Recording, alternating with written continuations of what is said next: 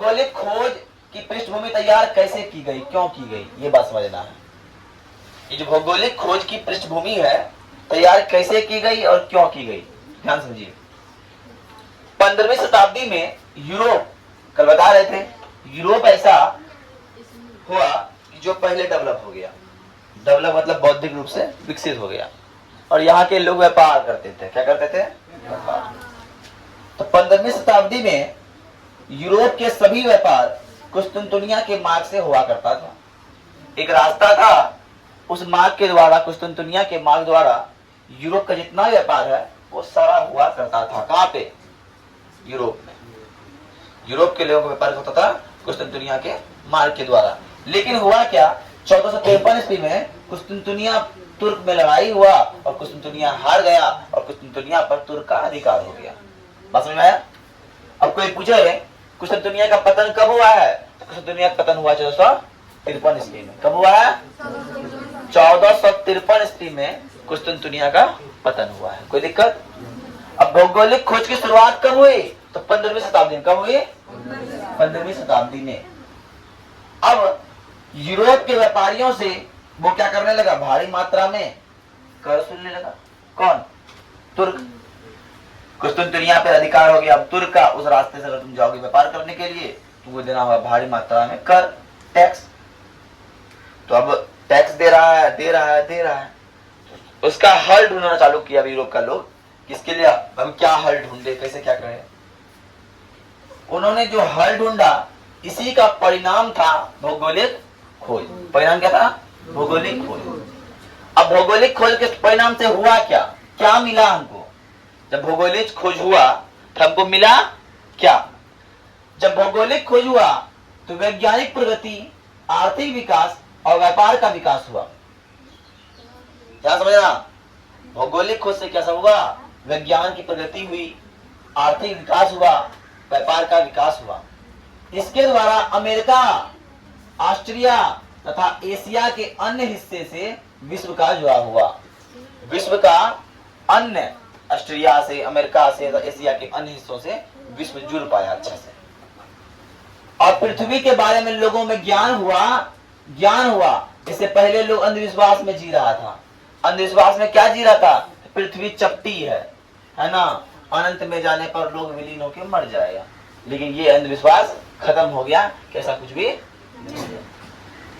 इसी क्रम में पुर्तगाल के लोगों ने एक जहाज बनाई जिसका नाम था कैरावल। क्या नाम था? कौन बनाया था? पुर्तगाली लोगों ने बनाया था। वो सबसे तेज चलने वाला जहाज था तरीका। तो बोला जाए भौगोलिक खोज के समय सबसे तेज चलने वाले जहाज कौन थे? तो कैरावल थे। वो किसने बनाया था? पुर्तगालियों ने बनाया था। कोई दिक्कत? अब आते हैं, इसी समय जो है, इसी क्रम में दिशा सूचक यंत्र का आविष्कार हुआ। अब दिशा सूचक क्या है? दिशा सूचक में क्या होता था? समुद्र की चारों बगल है, पूरा पश्चिम उत्तर दक्षिण पता नहीं चलता था। तब बनाना पड़ा दिशा सूचक यंत्र जो बताता है कि किधर पूरब है, किधर पश्चिम है, किधर उत्तर है, किधर दक्षिण। कोई दिक्कत? अब आते हैं, इसी के परिणाम से 1488 ईस्वी में पुर्तगाल के एक व्यापारी हुए बार्थोलोम्यू डियाज। क्या नाम हुआ? Bartholomew Diaz.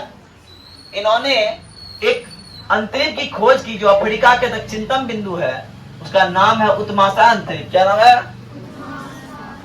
किसने किया था? बार्थोलोम्यू डियाज ने।